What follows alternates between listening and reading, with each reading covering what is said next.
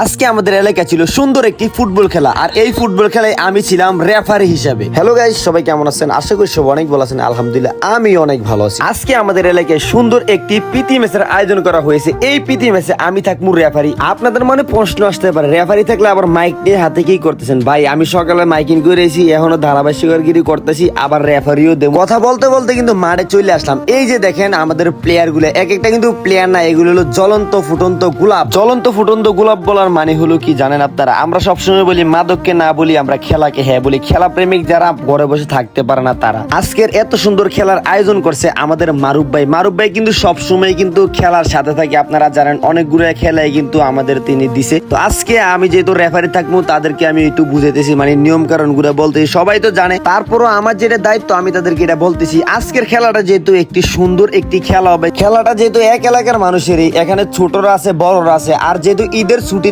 সবাই বাড়িতে আসছে বা অনেকজনে বাইরে থাকে তারাও আসছে, তো প্রত্যেকটা মানুষ কিন্তু খেলার জন্য পাগল। আর প্রতি বছরই কিন্তু এমন অনেকগুলো আয়োজনে করা হয়, আর বিশেষ করে ঈদের পরের খেলাটা যেন জমে ওঠে। আর সামনে যেহেতু বিশ্বকাপ খেলা, তাই জন্য কিন্তু সবার খেলার আকর্ষণটা আরো বেড়ে যেতেছে। তো যাক, আমার নিয়ম কারণগুলো আমি তাদেরকে বুঝিয়ে বলতেছি, তো সবাই কিন্তু বুঝে নিতেছে।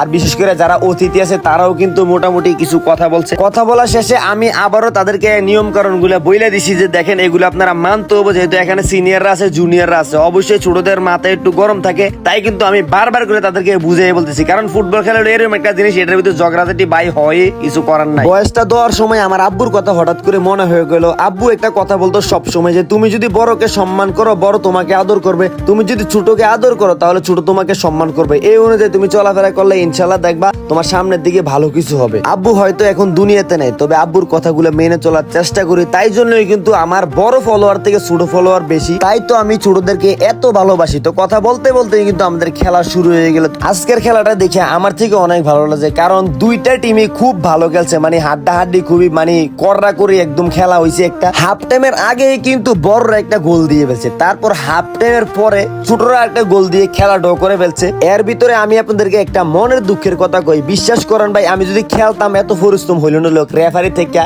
মানে যেই পরিমাণ পরিশ্রম হয়েছে, কারণ যেই পরিমাণ রোদ, মানে রোদে পুরা মানে বাম্বা পুরা ফাইটে গেছে ভাই। আমি তো আগে ফুটবল খেলতাম, আমার ফুটবল সবচেয়ে ফেভারিট ছিল, কিন্তু আমার আঙ্গুল ভাঙ্গার পর আমি ফুটবল খেলা ছাইড়া দিছি ভাই। খেলোয়াড়রা তো মানে একটু একটু জিরাইতে পারে, কিন্তু রেফারির মানে এক সেকেন্ডও জিরানি নাই, মানে বল যেদিকে রেফারি হয়ে দিকে। দীর্ঘ 70 মিনিট খেলা হওয়ার পর এক এক গোল, মানে ফুরে ড ভাই, কোনো ফলাফল আর বাড়িতেছে না, যেহেতু অন্ধকার হয়ে গেছে। তারপর আমি টাইফিকেট দিয়ে দিচ্ছি, মানে প্লান্টিক শট। তো প্লান্টিক শটে কিন্তু জিতে গেছে আপনার ছোটরা। তো গাইস, এতক্ষণ ভিডিওটা দেখার জন্য অসংখ্য ধন্যবাদ সবাইকে। আর বিশ্বাস করেন ভাই, মানে যেই গলালই আমি মানে বয়সটা দিছি, আশা করি আপনার থেকে প্রচুর খারাপ লাগে, কারণ আমার গলার অবস্থা বেশি ভালো না। তারপরও মানে একটু বয়স দেওয়ার চেষ্টা করছি। ভালো থাকেন, সুস্থ থাকেন, আর ভিডিওটা যদি ভালো লাগে শেয়ার করে দিবেন। আল্লাহ হাফেজ সবাইকে।